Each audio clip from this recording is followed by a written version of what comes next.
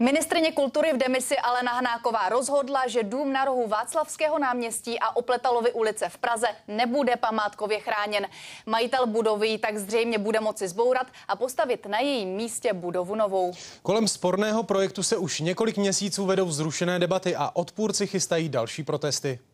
Alena Hanáková se rozhodla na základě vyjádření rozkladové komise. Ten důvod tam je, že celé Václavské náměstí patří do pražské památkové zóny, která je zapsána na seznamu UNESCO, tudíž už dům je chráněn. Je nesmyslné teď účelově ho prohlásit za kulturní památku. Rozhodnutí Ministerstva kultury vyvolalo velký nesouhlas některých historiků umění a architektury.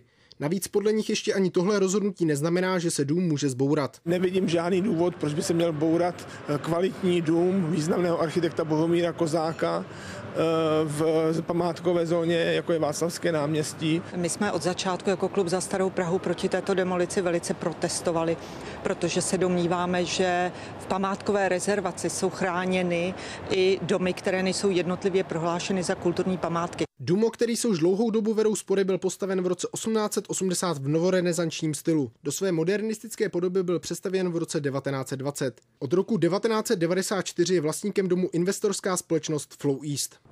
Naším plánem je vybudovat fantastickou obchodní a administrativní budovu, která pozvedne prostředí Václavského náměstí. Poslední instancí, která může rozhodnout o budoucnosti domu, je stavební úřad Prahy 1. Stavební úřad projednal žádost o umístění stavby.